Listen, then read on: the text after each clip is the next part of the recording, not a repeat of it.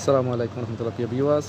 কাতারে আলমিরা shopping centre hyper market, এই যে বাচ্চাদের এখানে যারা শপিং মল, যারা এখানে বাজার করতে আসবে, শপিং মলে ঘুরতে মানে কেনাকাটা করতে আসবে, তারা এখানে বাচ্চাদের নিয়ে আসলে এখানে টাইম পাসিংয়ের জন্য এখানে বাচ্চা খেলাধুলা করবে।